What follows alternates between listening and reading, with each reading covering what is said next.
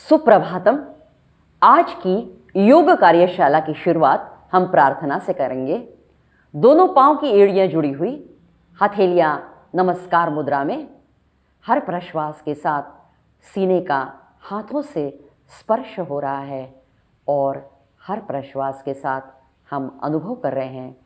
हर प्रश्वास के साथ हमारा शरीर उत्तरोत्तर शिथिल हो रहा है और मन अधिकाधिक शांत। प्रार्थना कहेंगे गुरुस्तवन।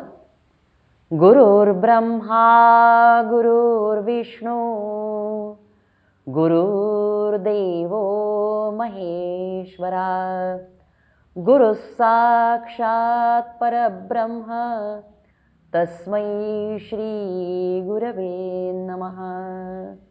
तस्मै श्री गुरवे नमः। तस्मै श्री गुरवे नमः। आज हम सुप्त वज्रासन सीखेंगे। धीरे धीरे दोनों हाथ सामने लीजिए। पाँव की एड़ियां उठाकर हमें वज्रासन में आके बैठना है।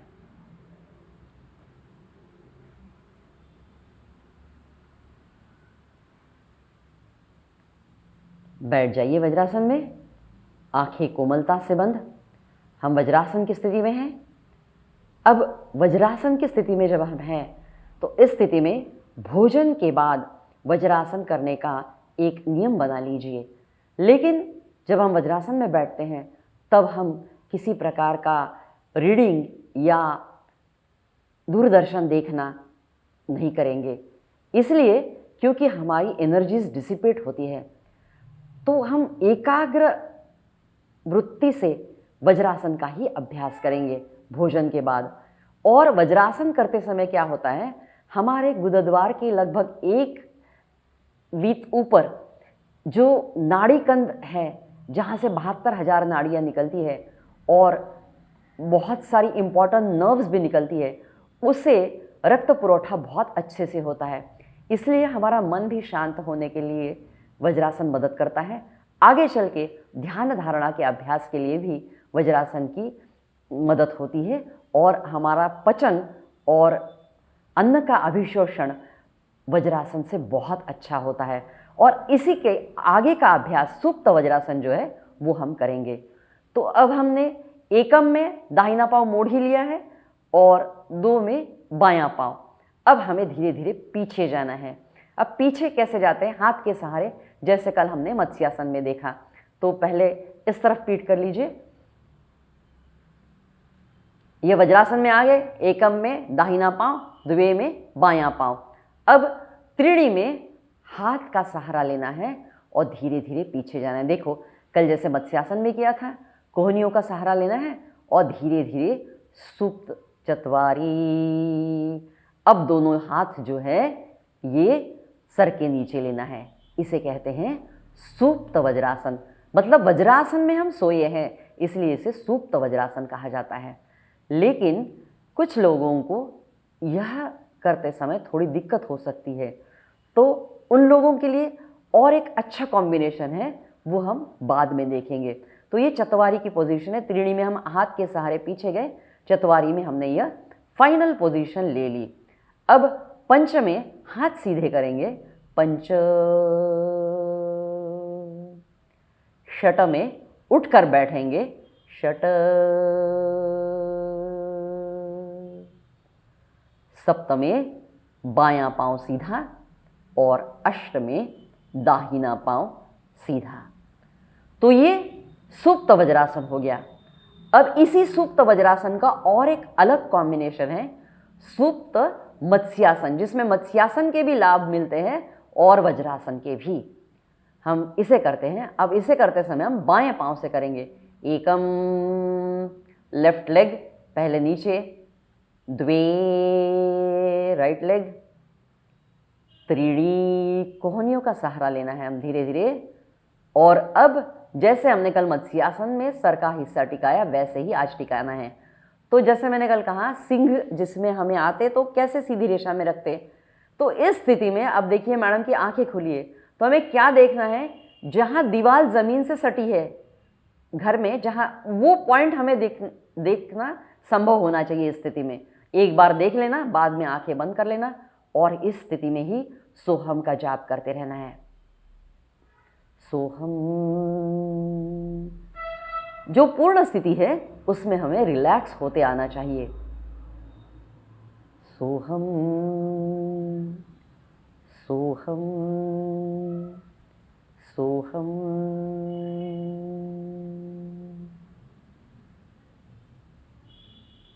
पंच धीरे धीरे हाथ का सहारा लेकर गर्दन सीधी करना है। हाथ का सहारा लेकर हाथ की स्थिति देख लीजिए, कभी भी झटका नहीं। षट, हाथ का सहारा लेकर धीरे धीरे उठ के बैठना है। सप्त, लेफ्ट लेग सीधा। अष्टमे, राइट लेग सीधा। कार्यशाला में हमने सुप्त वज्रासन एवं सुप्त मत्स्यासन का अभ्यास किया। जैसे भोजन के बाद वज्रासन करने से लाभ होता है, उसी प्रकार श्रद्धेय जनार्दन स्वामी जी ऐसा कहते थे कि सुबह उठते साथ यदि हम सुप्त वज्रासन का अभ्यास करते हैं तो दिन भर हमारी सकारात्मक प्रवृत्ति बनी रहती है और हमें दिन भर तरोताज़ा लगता है। लेकिन एक नियम ज़रूर याद रखिएगा, जब तक 5 मिनट कंटिन्यूएशन में हम वज्रासन नहीं कर सकते हैं तब तक सुप्त वज्रासन का अभ्यास ना करो। वज्रासन में आपकी स्थिति जब बन जाएगी उसके बाद धीरे धीरे सुप्त वज्रासन का अभ्यास करो और पूर्ण स्थिति में ज़्यादा देर तक रहने का प्रयास करो। कई बार आपके पाँव में दर्द लगेगा तो आपके टखनों के नीचे एक चादर या छोटी तकिया लीजिए ताकि आपका दर्द कम हो। तो सुप्त वज्रासन करते समय क्या होता है, हमारे जंघाओं के जो स्नायु है उसका तनाव पिंडलियों के स्नायु पर आता है और पिंडलियों के स्नायु का तनाव जंघाओं के स्नायु पर आता है। तो इससे पाँव दर्द, विशेषतः पिंडलियों का दर्द जो कि महिलाओं में आफ्टर 45 दिखाई देता है, तो उस पाँव के दर्द के लिए सुप्त वज्रासन और सुप्त मत्स्यासन दोनों ही बहुत कारीगर साबित होते हैं। इनके अभ्यास से पाँव दर्द निश्चित कम होता है। आपको सभी को मालूम है बजरंग बली हम कहते हैं, तो वो बजरंग बली अपभ्रंश है वज्रांग बली का, मतलब वज्र जैसे उसका शरीर कठोर है। तो वज्रासन का हम अभ्यास करते हैं तो होता क्या है, हमारे गुदद्वार के लगभग 1 बिलसू पर जो नाड़ीकंद निकलता है, जहाँ से 72,000 नाड़ियों का उद्गम होता है, उसकी और रक्त पुरवठा अच्छा होता है, इसीलिए हमारा आरोग्य उत्तम रहता है। दूसरी बात, हमारे पैरासिम्पैथेटिक नर्वस सिस्टम का जो एक एंड वहाँ है, तो उससे उसका ब्लड सर्कुलेशन अच्छा होने के कारण हमारा मन शांत रहता है। इसलिए ध्यानोपयोगी आसनों के अभ्यास के लिए या ध्यान धारणा के अभ्यास के लिए वज्रासन का अभ्यास जब हम करते हैं तो उससे लाभ मिलता है। और हमारा कटिर प्रदेश, हमारा श्रोणी प्रदेश और कटिबंध प्रदेश, इसमें जो स्नायु है उनकी अकार्य क्षमता के कारण कई बार कॉन्स्टिपेशन होता है। तो यहाँ पर जो दबाव आता है उसके कारण उन स्नायुओं की कार्यक्षमता बढ़ती है, तो कॉन्स्टिपेशन में विशेष लाभ होता है।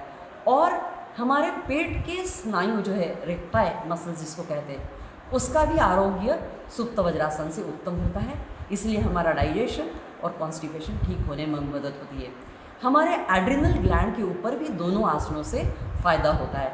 इसीलिए पीसीओडी या महिलाओं संबंधी जो विकार है उसके लिए सुप्त वज्रासन और सुप्त मत्स्यासन दोनों ही लाभकारी है। और एक बात है, जिन्हें हार्निया की शिकायत है उन लोगों ने यह आसन नहीं करना चाहिए। अब हम प्रार्थना करेंगे। आज की योग कार्यशाला का समापन हम प्रार्थना से करेंगे।